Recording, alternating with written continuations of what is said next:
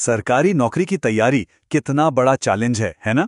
और इसी बीच सरकार ने एग्जाम फ्रॉड को रोकने के लिए एक बहुत बड़ा कदम उठाया है। तो चलिए समझते हैं कि ये नया बैन आखिर है क्या और इसका हम सब पर, खासकर कैंडिडेट्स पर, क्या असर होने वाला है। एक सवाल, क्या जो ऑनलाइन कोचिंग चल रही है वो कहीं गुमराह तो नहीं कर रही? ये डर बहुत सारे कैंडिडेट्स के मन में होता है ना? और अब सरकार इसी प्रॉब्लम से निपटने के लिए एक्शन में आ गई है। इंटरनेट पर देखिए तो कोचिंग सेंटर्स और टेलीग्राम ग्रुप्स का एक पूरा जाल बिछा हुआ है। हर कोई ऑफिशियल लोगो लगाकर, सक्सेस दिलाने के बड़े बड़े वादे करके कैंडिडेट्स को अपनी तरफ खींचने में लगा है। और यहीं से शुरू होता है असली प्रॉब्लम, एक भरोसे का संकट, जहां ये अनऑफिशियल चैनल्स फायदा उठा रहे हैं। तो प्रॉब्लम की जड़ क्या है? देखिए, सरकारी नोटिस में साफ साफ बताया गया है, बहुत सारे यूट्यूब चैनल्स, वेबसाइट्स और टेलीग्राम ग्रुप्स ये सब यूपीएससी, एसएससी, आरआरबी जैसे ऑफिशियल नामों का गलत इस्तेमाल कर रहे हैं। और क्यों कर रहे हैं? अपने पेड कोर्स बेचने के लिए, मॉक टेस्ट और स्टडी मटेरियल बेचने के लिए। इससे होता यह है कि कैंडिडेट्स को लगता है कि ये सब ऑफिशियल है, जबकि ऐसा होता नहीं है।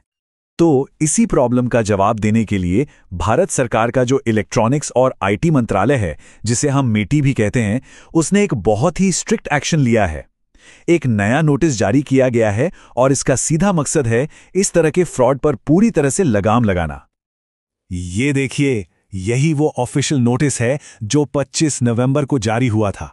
इसमें वो सारे नए रूल्स लिखे हैं जो अब लागू हो चुके हैं, और आज की हमारी सारी बातचीत इसी नोटिस पर बेस्ड है।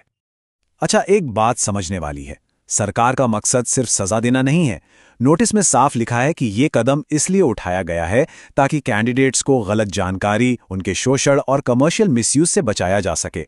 मतलब फोकस पूरी तरह से कैंडिडेट की सेफ्टी पर है। तो फिर आप सीधे पॉइंट पर आते हैं, आखिर बैन क्या क्या हुआ है, कौन कौन सी चीजों पर रोक लगी है।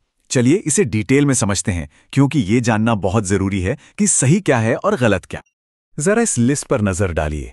सबसे पहले, कोई भी प्लेटफॉर्म अब एसएससी या यूपीएससी जैसे ऑफिशियल नाम और लोगो इस्तेमाल नहीं कर सकता। दूसरा, इन नामों का इस्तेमाल करके पेड कोर्स बेचना, वो भी बैन है। अनऑफिशियल आंसर की या कट ऑफ पब्लिश करना, ये भी नहीं चलेगा। और हाँ, पैसे कमाने के लिए पुराने क्वेश्चन पेपर्स का एनालिसिस करना भी अब इल्लीगल है। और सबसे बड़ी बात, ऐसे विज्ञापन बनाना जो देखने में ऑफिशियल लगें, वो भी पूरी तरह से बंद कर दिया गया है।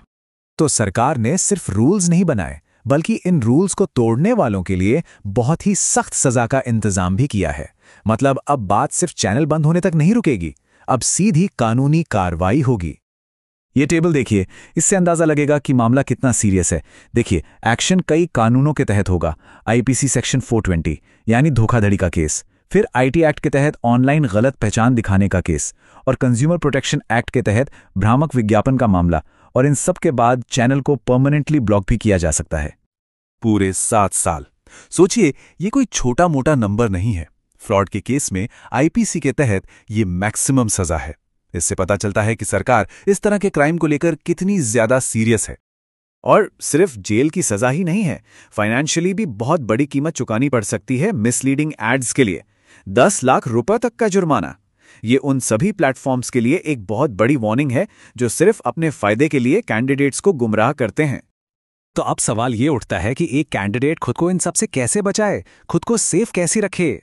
तो चलिए अब इस गाइड पर नजर डालते हैं कि सही जानकारी के लिए क्या क्या स्टेप्स लेने चाहिए। सरकार ने 3 बहुत ही सिंपल स्टेप्स बताए हैं। स्टेप 1, हमेशा हमेशा सिर्फ और सिर्फ भर्ती बोर्ड की ऑफिशियल वेबसाइट पर ही भरोसा करें। स्टेप 2, कोई भी अपडेट आए तो ऑफिशियल नोटिफिकेशन या प्रेस रिलीज का इंतजार करें। और स्टेप 3, अगर कहीं भी कोई भी फ्रॉड या गुमराह करने वाला कंटेंट दिखे तो चुप ना रहें, उसकी रिपोर्ट करें। और रिपोर्ट कहां करनी है, उसके लिए ये नंबर सबसे जरूरी है, 1930। इसे याद कर लीजिए, ये नेशनल साइबर क्राइम हेल्पलाइन का टोल फ्री नंबर है। कोई भी कैंडिडेट इस नंबर पर कॉल करके किसी भी फ्रॉड एक्टिविटी की शिकायत कर सकता है। तो कुल मिलाकर सबसे जरूरी बात क्या है? यही कि तैयारी के इस लंबे और मुश्किल सफर में ऑथेंटिक यानी कि असली जानकारी ही सक्सेस का सबसे अच्छा और सबसे सेफ रास्ता है।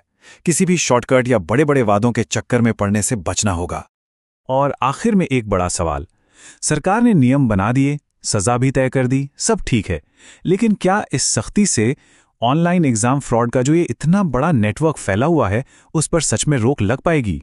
खैर, इसका जवाब तो आने वाला वक्त ही देगा।